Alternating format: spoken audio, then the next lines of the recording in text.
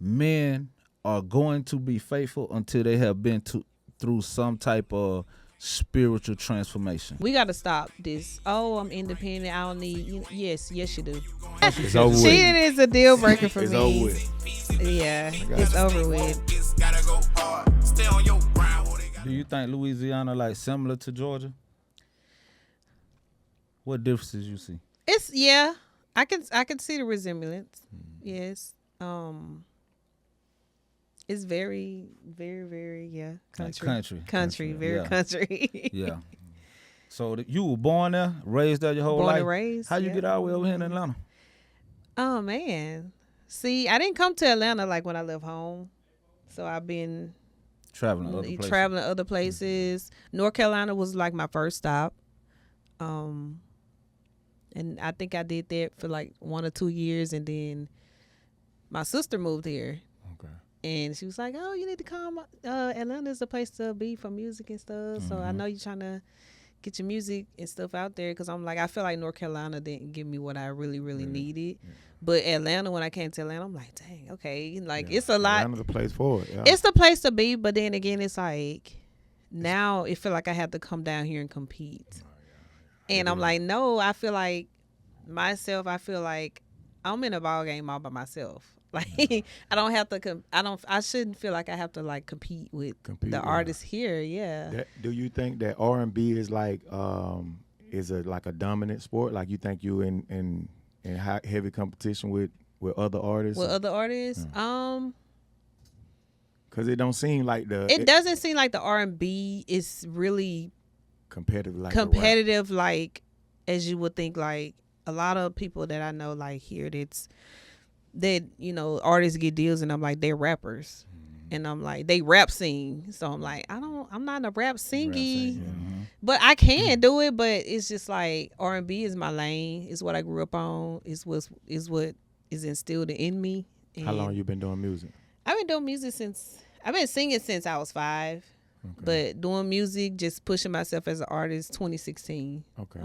So professionally, you would say 10 years. Yeah. Okay. 10 years. How you started? You say you've been singing since you were 5. Like, yeah.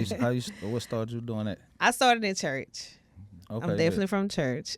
Raised in the church. Raised in the church. Singing in the choir, whatnot. Singing in choir, going to church all day long, being in church all day long, church girl. So that's a good way to start, though. You know what I'm saying? Being a soulful singer, So it was like, what else can I do? Like, standing up in front of the church. Let's go from there. We got Blaque Paris official in the building. Originally from Monroe, Louisiana. Now that you just touched on that, I want to know, tell us a little bit about your childhood, your upbringing. You say you was in the church. Did you come from a 2-parent household? How did you grow up? My childhood was amazing. Like, I definitely grew up in a 2-parent household. It was my mom and it was my dad. And it was just family oriented. So I'm definitely family oriented. You had siblings? I got siblings. I'm the baby, actually, of 6. Okay. So you kind of had a big family. I do. I have a huge family, and they don't play about me. That's good. I heard him say earlier off camera about your mother. She played a big role in your life. So what are some things that you can say your mom taught you, you know what I'm saying, that rolled off on you into this, coming to Atlanta and everything, your music? My mom definitely taught me, like, standards, sense of direction, real grown woman, what a woman just becoming a woman and stuff, what it means. And she's been helping me with like motherhood a whole lot, because I'm like, man, I got a teenager. I was like, that's a whole different ball game. Having a teenager is definitely a different ball game. And I'm like, Ma, okay, what's next? I know him as a child, but okay, what's next? Like, after hit a little different once the hit older a you little get. Different, yeah. So before we get too far, cause I wanna transition up to that. You having kids and stuff, but so as you growing up, you in the church, you singing. At some point in time, I guess somebody starts to instill in you that you got a beautiful voice. That's something that you could do. I guess on the next level. And you say you started taking it serious like in 2016. I think when I moved to North Carolina, and I went to, I think I had been singing like all my life, just with a microphone and just singing for people and just blessing people with my gift or whatever. But like when I moved to North Carolina, that was like the first time like I actually got in the studio. Okay, in a real studio. And I was so nervous. Yeah. I didn't know what to do, what to say, how to sing, how to do this, and how to like just be like a recording artist until that moment. Yeah. And it was like, dang, like to hear my voice you know, like on the big speakers, to hear it play back in my ears. I'm like, oh, is that me? Yeah. So when you singing in the church, like, yeah, as far as like your family, was they like motivating you, like you need to do music? What made you, or who pushed you to just get in the studio? Like where that came from, like the idea? My mom, she's my biggest, like, oh my gosh, she's my biggest supporter.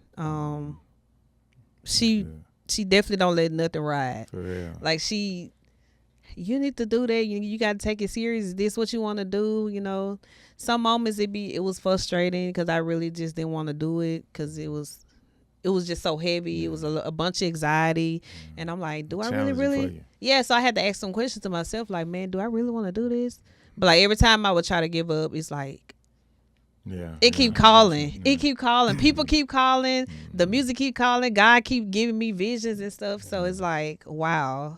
Okay. Listening to your music, it seems like you had been doing it longer. Like I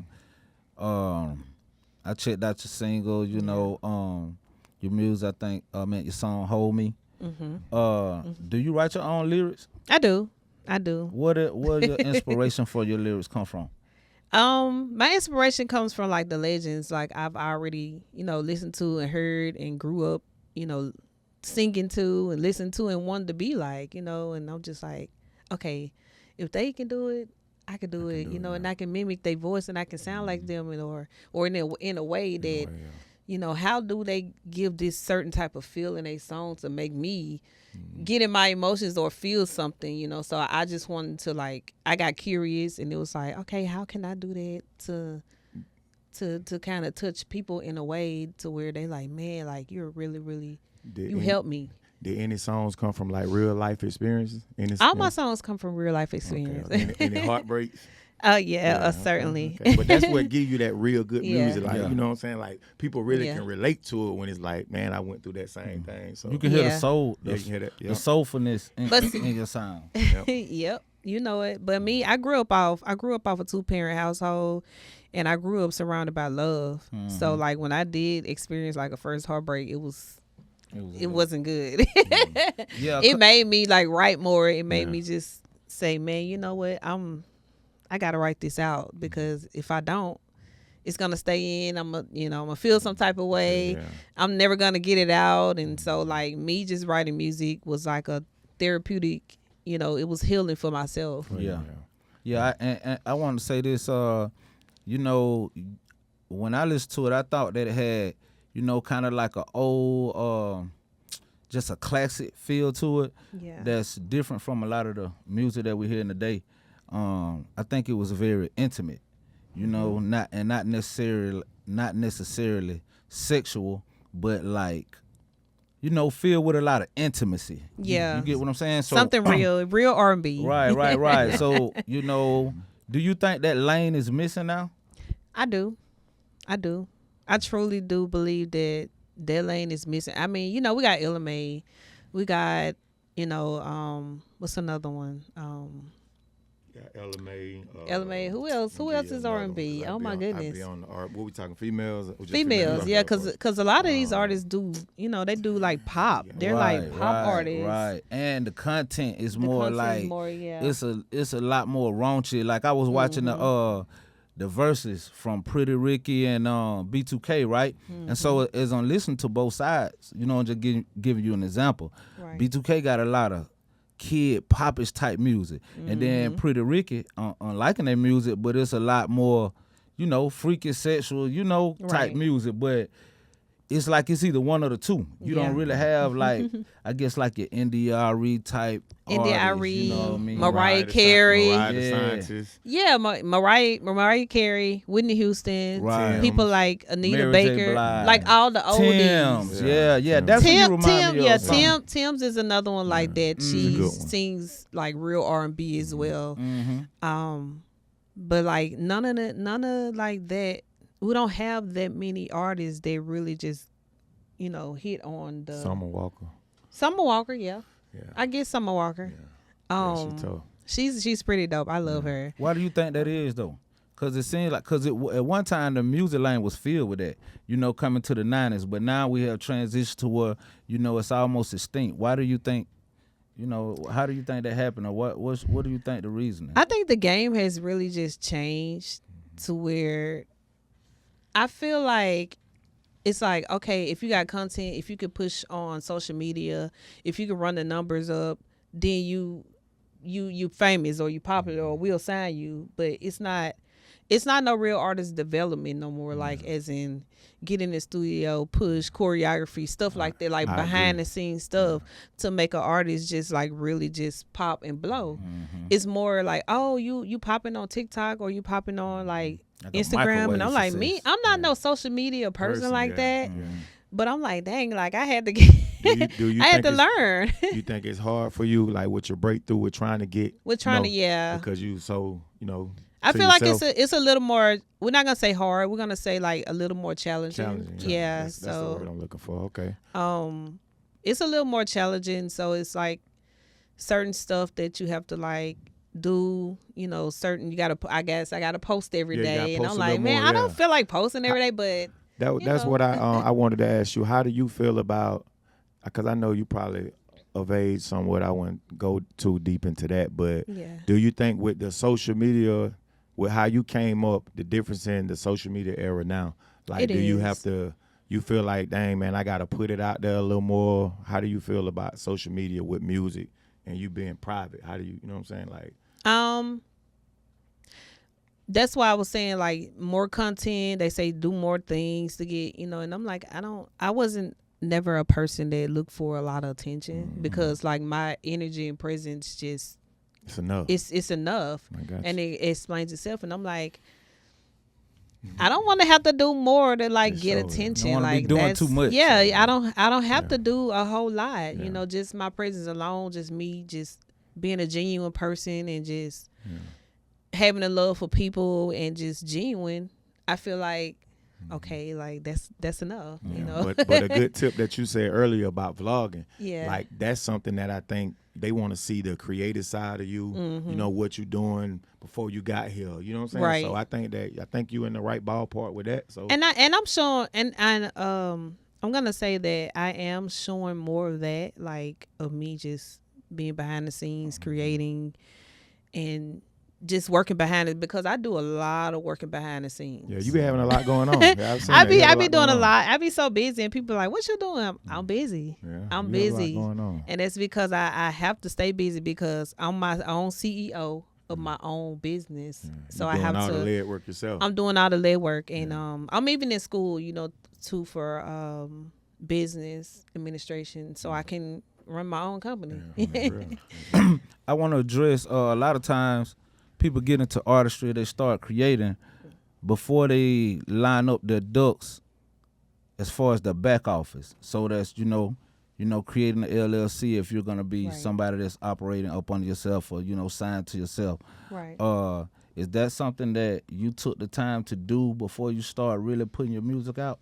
Or did you do like most of us? You start creating, start putting it out, and then you get to some point and say, hey, I need to stop and go and get all this together before my music goes too far and I've been on. Yeah, it was in a process because I put my first EP out and it did what it needed to do, but it didn't do how I wanted it to do.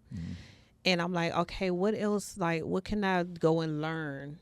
So I feel like you got to learn the business. Definitely. You got to learn the business of music, period. If you want to do music or if you're trying to make any type of money in music, you got to learn the business first.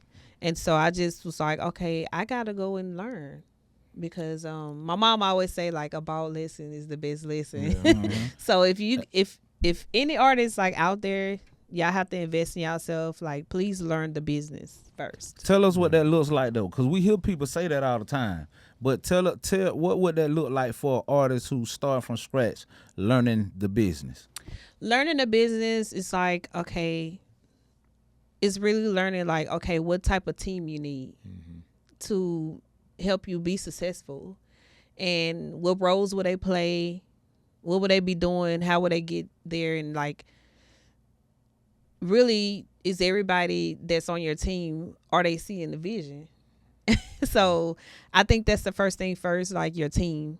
Your team is the first person that you're supposed to pick or supposed to start building. Yeah. And I'm still doing that. I'm still building a team. The elephant in the room with that, because we had done music too. You know, we done. Yeah. We don't walk that path. But the elephant in the room is, how do you figure out how to get paid? You know, because a lot of people going to want to get paid for their time and their energy that they put into the project. Okay. But as an independent artist, what advice would you give, or have you figured out yet how to start actually generating revenue with your music? That's why I said first thing first is like the team, the people you pick on your team are very important, which you definitely gonna have to have the legal side of things. Definitely, that's important. Your manager, your role manager, your booking agency, stuff like that. Your lawyer, for sure. They play a major role in how to help you get paid and be successful. Yeah.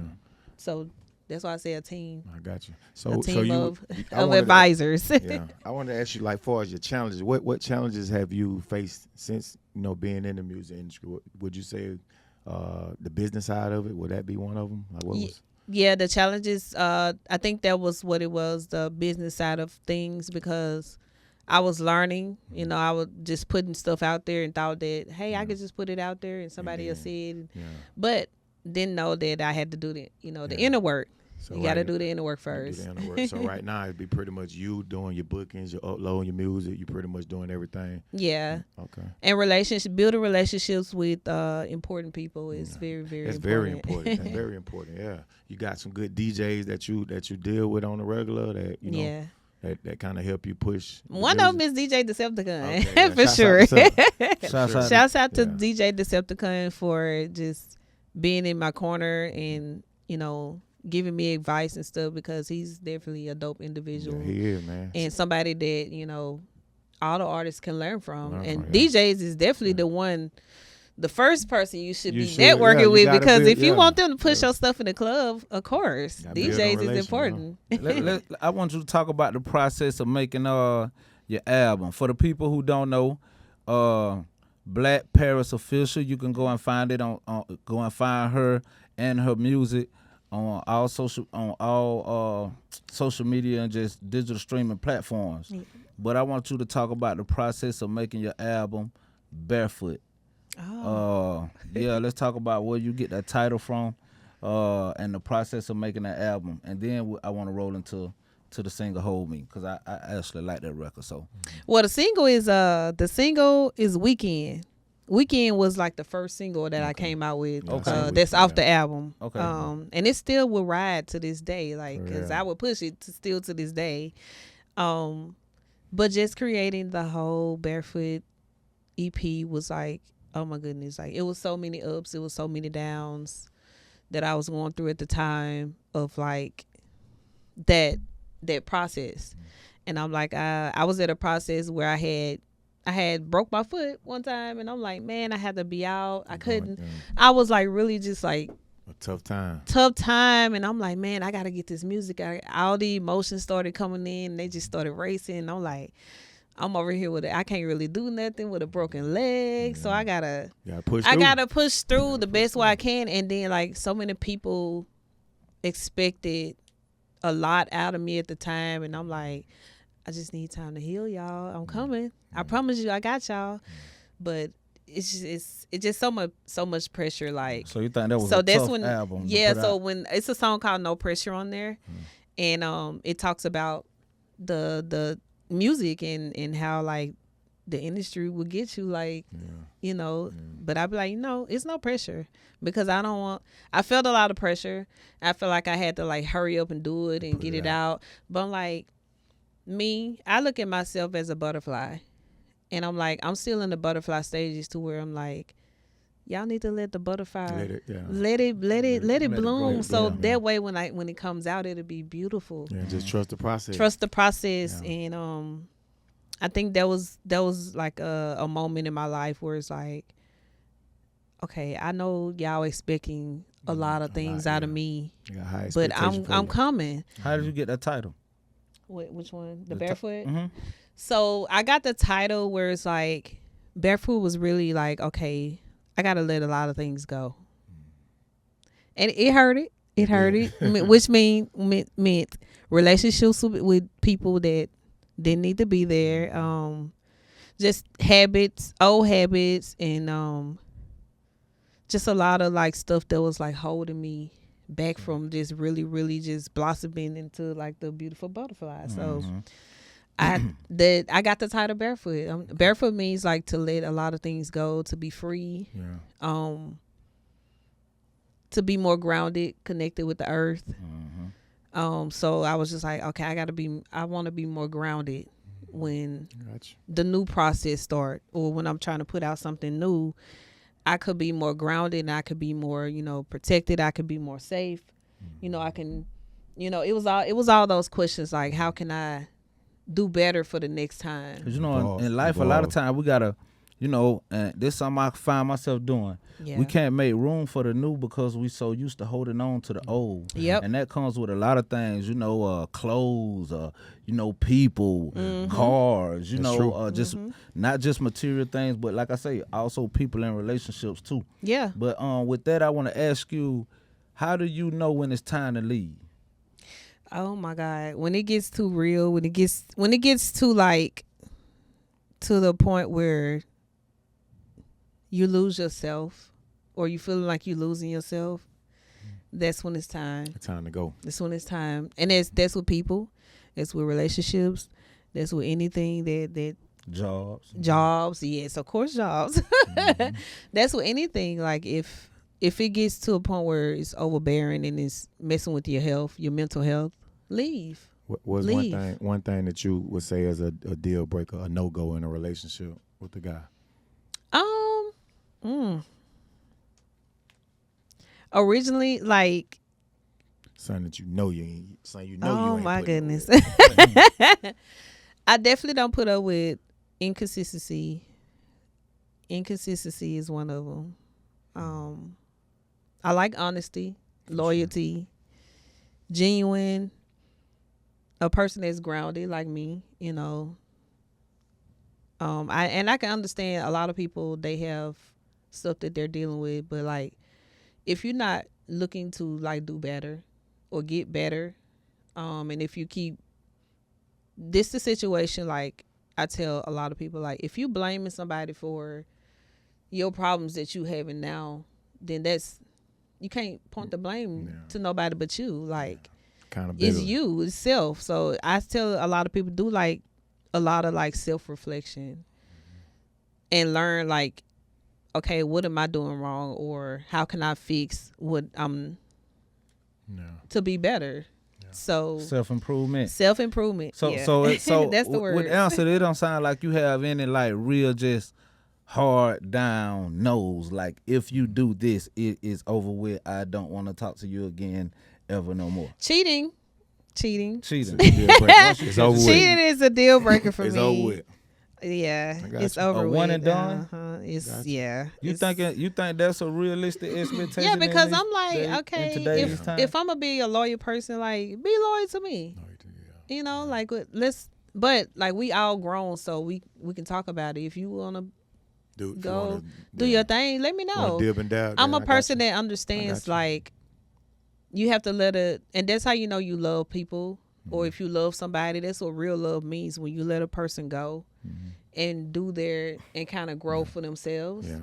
But this what I think about that. Like, I think a lot of times with guys, man, they don't be fully healed. Yeah, you know what I'm saying? So if you dealing with a guy and you know, I ain't trying to just take up for a guy that decide to choose that path when it comes to, you know, a woman with cheating or whatever. Yeah. But it just like, it's this, I guess it's on the different circumstances for the person. You know what I'm saying? A lot of them be looking for moms. He could be like the guy on the polygamist. You know what I'm saying? Or he could be somebody that just. I have to watch that. Yeah, you need to check that out for real. But it's just like. See, I think that's almost unrealistic these days and time. And you know, like I was telling y'all, camera. You know, I say it all the time. You know, dealing with daughters, I want them to be able to have.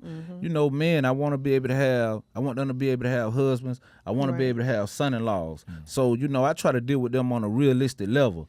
And just looking at the circumstances, the dynamics of society, this dating scene. To me, it's almost. I think it's almost.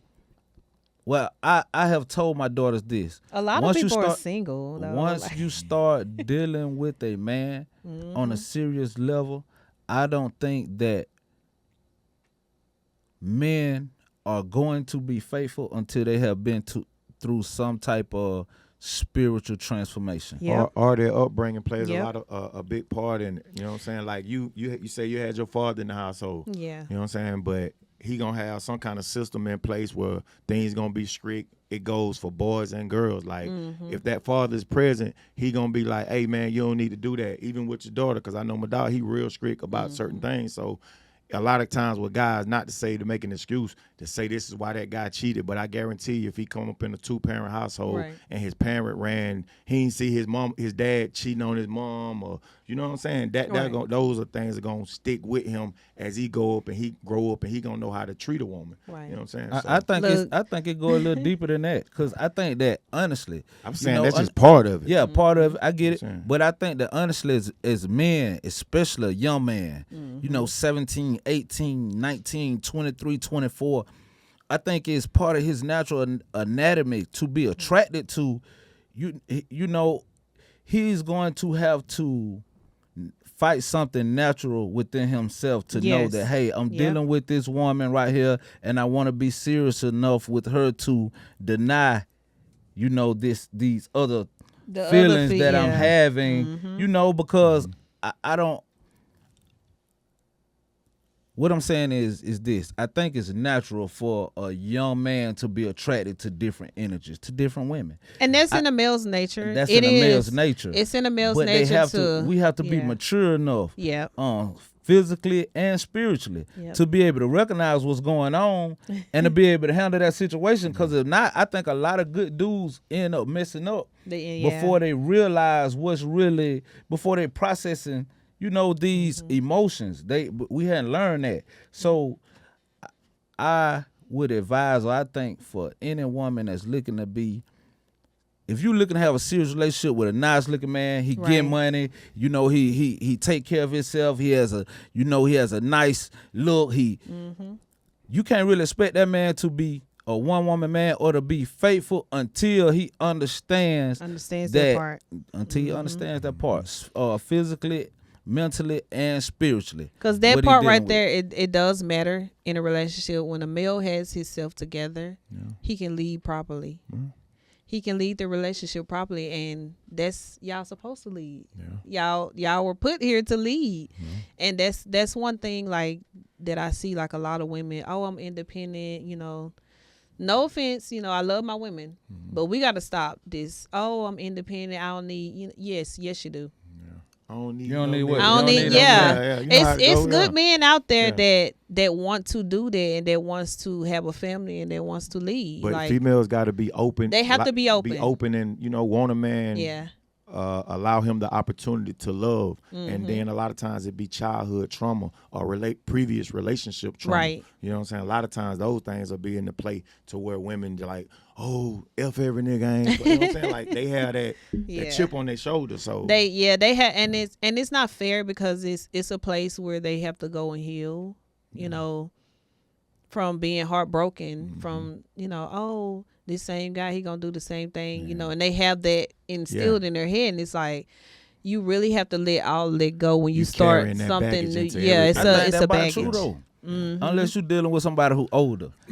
I think that most of them, like, I think that females get to feel like that. I think they feel like that rightfully so. Like, I was dealing with this guy, he cheated on me. I was dealing with the next guy, he cheated on me. I was dealing with the next guy. It's a pattern. If this don't happen 4 or 5 times, then why she gonna believe that number 6 not gonna cheat on me? And that's the thing. And that's I think that's what it is. It's like, okay, the question is like that they have in their head, like, hey man, would I ever find like a good man that wants to actually do right, or that's not gonna be the same as the last guy? And it's like we have those questions definitely in our heads because we be wanting to know. Paris, hold on, I want to ask this, Rell. I want to ask this because you said, when am I gonna find a good man?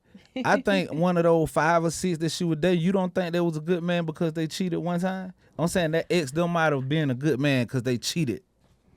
One of them they could have been a good man, but at the same time, but you ain't gonna wait around. But you can't, no. Man, Sway in the words of Sway's a baby. I'm not waiting around. I'm a man, and men make mistakes. Yeah, and that's okay to say. You know, like y'all gonna make mistakes, but like it's if you're gonna continue making that same mistake. How many times are you gonna make that mistake before you actually realize? What if he starts showing growth? You give him a second chance, and he starts showing growth. Of course, of course. Okay. You know, because I know everybody makes mistakes, but I'm not gonna judge. Oh, you did this, or you cheated, and there was, you know, like I'm a person. I do give chances. That's good, man. But not too many chances either. Not too many chances, but sometimes I think people miss their blessing because they too caught up on, you know, what their friends think or what the public, you know what I'm saying, instead of just, a lot of times you can give a guy another chance and it might work. You know what I'm saying? Sometimes it might not, you know. What about from a provider? But it's really all about like the action put behind the words. Gotta put it. Yeah. I'm a person. I go off action. I don't believe words too much. I'm like, you got to show me rather than like say, oh, I'm gonna do better. I want to see the better. I want to see the growth. I want to get back to the music and ask you, what influenced the song "Sunshine" that you had with the guy Breaker? I think y'all dropped that last year. Yes. Yeah, what inspired your lyrics? What inspired that song was like, we both have kids. Okay. So he has a son and I have a son, and we wanted to show the world like why we do this and who we do it for. I like that record. So we wanted to make sure that we kind of like incorporate our kids in the music, you know, because they're important. They're important in our life. This is the what you call it, the meat behind the muscle, like, because the kids is what's driving us to go out there and really just, so I know take stuff serious. Yeah, that's definitely my son is definitely my motivation, because I want to definitely be like a leader. Would you say that makes you consistent? That's what makes you get up and make sure you on time to these podcasts and pull up and do everything. Yeah. How old is your son? He's 16. 16 years old. So you in the thick of it. Yes. Raising a teenager. So I got about, what I say, I have about two more years. Hey, look, I got a 16-year-old, so we right now. You got about 2 more, and then, hey. And I'm like, next thing you know, we going to the colleges. We'll be looking to send him off to college. Applications out. Filling the applications, and because he plays football, and I have him in the sport because I want him to build character. Yeah. And important. Sports definitely builds a character in a young teenager, in a teen's life. It helps them to understand responsibility, character, respect, you know, discipline, all of that. So and they get to see leadership of other men. Yeah. So and I apply like his coaches, and then like his godparents. He's a coach, so he can get more like leadership from like a male's perspective. Since, you know, I'm kind of on the single mom side a little bit. I got you. But do you you know, because it's very prevalent in our society, gangs in the culture, guns in the culture, drugs, smoking. How do you focus on, you know, what things do you do to be able to keep your son away from these type of negative activities? What advice would you give some more parents to help keep their teenagers away from this type of thing? Keep them active. Keep them in sports. That's important. Keep them doing something that's going to make sure their brain is developing and making sure that they ain't going too far off to where, and pay attention to your kids is all I'm gonna say. Is pay attention to them. Do you Talk discipline to do you discipline your son? I definitely discipline him. Do you believe in whippings, spanking? No. See, now when he was a little boy, I definitely believed in doing that because my mom, she whooped me. Cause when you get a certain age, then you should start being able to, it's no more follow whoopings. directions. Yeah, it's no more whoopings. But It's as a more. small child, you did. Yeah, as a small child, he definitely got a whooping. But as a young adult, like it's more of like talking to him and taking away the things that he really, really like to do. And making sure that, like, because when my son acts up, I'm taking a video game, I'm taking a phone, I'm taking a computer, I'm taking everything. So you can sit in there and you can look between the four walls and think about your actions. So that's one thing, like, that the parent take their stuff. Because you have to show them, like, okay, you want something, you're going to have to work hard in your mind, and you have to get your mind right to get it back. Got to be consequences for your actions or lack of actions. Do you think with what you have in a son, does that play a big role in you, how you present yourself when you out here, like, covering up, you know what I'm saying? Like, because I know a lot of, like, females, like, I'm not to bash. I'm never going to come on here and bash no female, but I'm just going to be honest. A lot of females, like, be real, really real revealing. You know what I'm saying? I see you, when I see you post and stuff, like, you carry yourself like a woman. Do you think that comes from you raising your son and he's seeing you how to how you carry yourself? That come from your childhood. Your daddy don't play that. Yeah, it comes from my childhood as well. It definitely comes from my mom.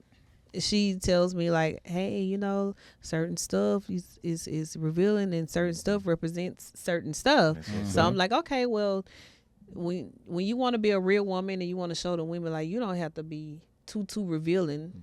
I just learned, like, let the imagination run. Let it run. You don't have to be too much. Don't give them too much. You don't have to be revealing to be attractive. To be attractive, yeah. Attraction is sexy. So I try to be sexy a whole lot. And that's one thing I noticed about LMA. She don't do a lot of the revealing, so that's something that stands out. I think that coming back around a little bit because we hit that era, like, and we done talked about this, like, when we were coming up, it was a few, like, out the crowd that would be, like, extra revealing, but not as much. And then now as we got older, these times, like, everybody's naked. Everybody's naked.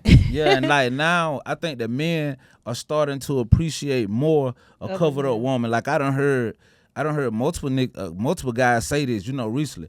Man, I'm tired of seeing ass. It gets their mind right. It helps them to understand, like, it helps them to do the inner work with themselves. Because what a woman portrays, like her image or whatever or whatnot, it helps a guy to not be just thinking about sexual pleasure and all that type of stuff. It helps him to be like, man, okay, if I want that woman, I gotta do the inner work on myself.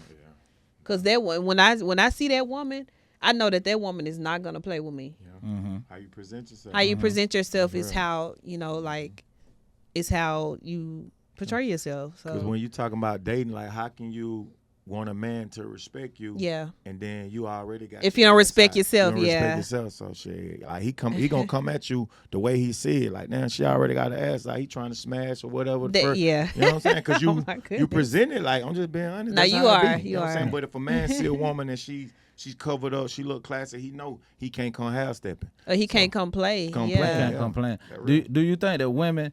Do you think that ladies do that because they think that that's what men want to see? Or it's just... I think social media has played a big part. It has played a big part in, like, influence women that, okay, you got to be on here shaking ass, twerking, being naked, doing all type of stuff. And I'm just like, I would not do that. Like, but I'm going to, when I represent, like, when I put on social media, I'm going to let, show, like, you could be sexy, classy, and elegant at the same time because and still be a woman. That's good energy. And still dress, be a woman. Yeah. Dress how you want to be addressed. And me, like, in my mind, the way I dress like a classy. I'm very classy. So I have to dress with class Do and style. do you think that music? I heard you say social media. You think music also influencing that? Because you have your Sexy Red and your Sukihana, your Hot Girls, your Cardi B, your Lotto. You know what I mean? And I think that it portrays a certain image to like our young ladies, 13, 14, 15.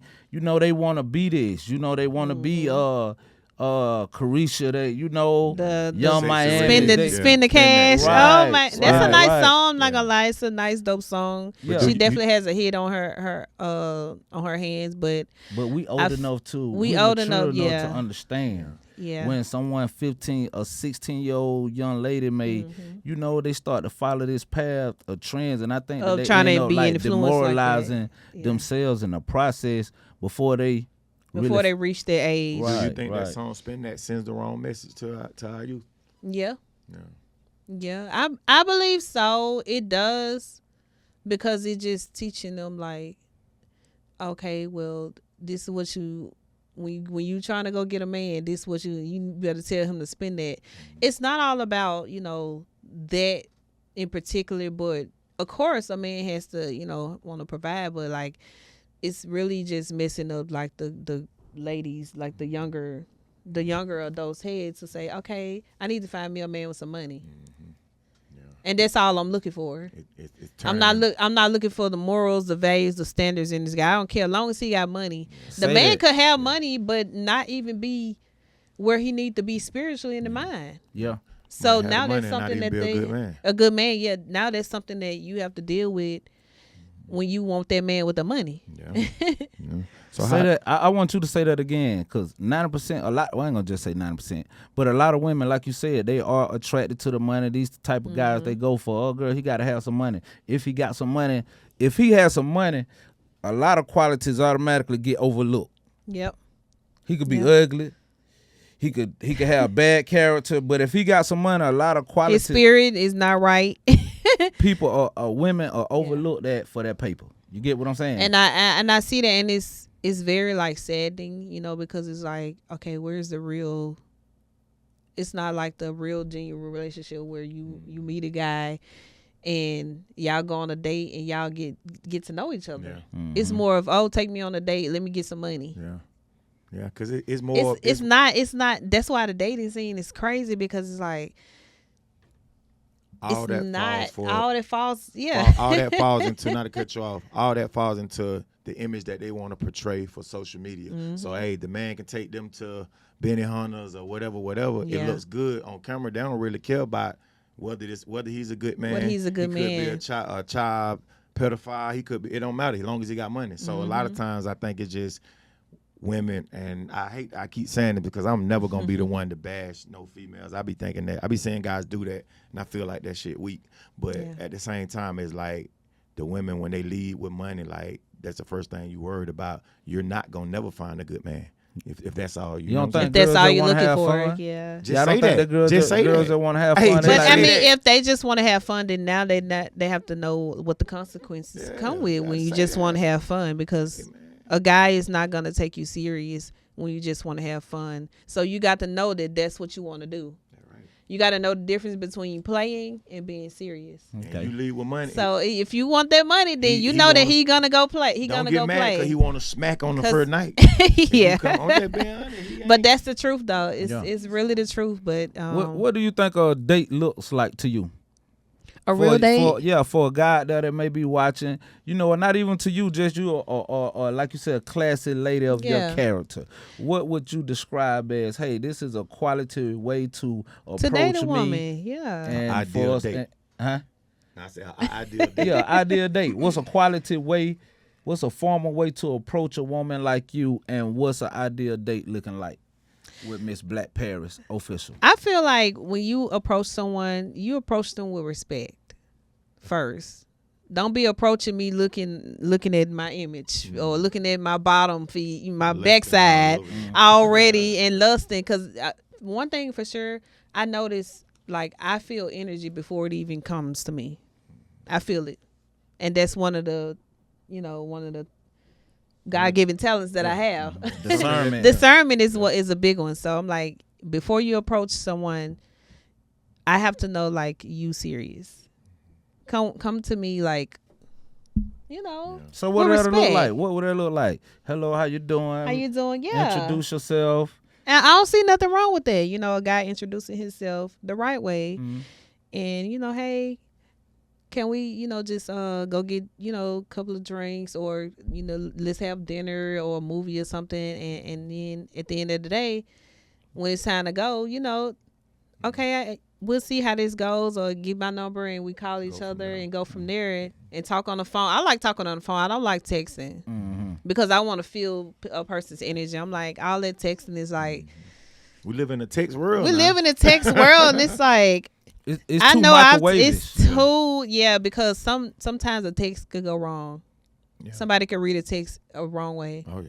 And then the text can get taken out of context. Like you can you misinterpret whatever they're saying. Whatever they're saying. Yeah, so versus a real I'm from the old school, and I think that's why I'm so like still original, because where it's like, come on, let's talk on the phone. Yeah. You know, I used to talk on the phone like to my crush back in high school. Like we talked on the phone all day, all night. Sure. And it's like, that's how I know that was like a person that I liked it. Because if we could talk on the phone and we could talk about, you know, everything, I could feel your energy, you could feel mine's, then like, okay, we getting to know each other that way. Like rather than versus text me or send me a text. Okay, you might not get this text. I don't want to text you. I want to talk. Let's have a conversation. So I can see the real you. Like you don't get to put, you don't have to put no energy into text. Yeah, but an ideal date is let's get a dinner, movie, maybe a coffee or something, you know, and just talk and laugh and just bond. Like the real bonding. Where's the real bonding nowadays in dating? It's not. Yeah. So back with the music. Give me one of your what would you say your biggest record that you had thus far? Weekend. Okay. Weekend was the first single that I pushed out, and Weekend still hitting. I didn't get a chance to check that one out. I'm gonna check that out. So y'all watching it, hey, y'all check out Weekend single by Blaque Paris. Now, hey, where can you find it? You can find it on Apple Music. It's on that Barefoot album too. Okay. Yeah, I gotta check Apple it out. Music, Spotify. I definitely have videos on YouTube. I got 3 videos I think out. Already to his Weekend, Hold Me, and No Pressure. Blaque Paris official on YouTube. Yep, on YouTube. What's your greatest show? The best show you had? What, you know, crowd participation, everything. Like one where you just know when you walked out that joke and just be like, I rock that shit. I did One Love, One Mic, and I feel like that was a really, really big stage that I kind of like been on. And it's like, dang, like the crowd was. It was a bunch of people, and it was like, okay, now I got to get out here and do this. Okay. Did you perform at the Sheen Award? Not the cut you off, but yes, I definitely. That was a big stage too. The Sheen Awards. I did a tribute to Come Functions. Okay. It's like an older group, but they had received like a Lifetime Achievement Awards. What city was that in? It was here. It was in Atlanta. But we did like a tribute to them, and we performed like on a big stage. So that was like another experience, a big experience for me. Is the performance on YouTube? The performance not on YouTube, but I need to put it out because I do have it. So check it out, man. I still got content that I haven't put out that I need to put out. Music, man. Yeah, you really do. I'm just saying that she make good music. I heard you talking earlier, you know, about getting into starting recording yourself, right? Mm-hmm. How important do you think the engineer is to a recording process, like to a session? The engineer, very important, very important. A good engineer at that, not one that just want to hit the record button and say, "Oh yeah, that sound good." You need a engineer that's a vocal producer that knows, that has an ear for music, and that knows like your sound. Cause I saw you working with what's his name, King Fedor. How do I say it? Fedaro. And it seems like, hey, he first of all, it seems like he's a great engineer. He's really great. Cause he's also, you know, giving you pointers, tips, you know, telling you hit this note like this, hit it like that. But I just think that makes a huge difference in how your song comes out, the energy that goes into it, how it ends up, the feeling, the feeling that comes out. And so I just wanted to, you know, get your opinion on that, you know, working with different engineers. Yeah, cause like me, just being a singer, sometimes sometimes I may not have like the full ear for a dope record, but like if the engineer hears it, and like I'm real open to taking like constructive criticism, and when it comes to like working with me, period, because I'm like, okay, I want to learn, you know, like, okay, if I'm not sounding too well, then tell me, because I may feel like I sound good, but if you feel like I can sound better, I want to learn that part so I can get better at that. That's a good thing. What about producers you work with? Producers, for sure. Producers, You got any of them that you want to shout out, or any of them that you particularly have a better vibe with than others? Shouts out to all the producers that I've been working with. No particular names, but they know who they are. You know, they know who they are, and I'm just grateful, you know, to be able to come in contact with them and keep them, you know, in my list of people to call and shout out. Yeah. So. Have you ever had any producers or songwriters to bring you records, like, you know, reference tracks? Reference, not as of right now, but I'm working on that. I'm looking forward to like working with Grammy nominated producers that, hey, I need this record cut because LMA needs it. Yeah. So I definitely want to get more and more placements when it comes to, I'm not just an artist, I'm a songwriter. I'm a songwriter at that. You write for other people? I want to write for big name people, but I do write for other people too. Okay. What about your brand collabs?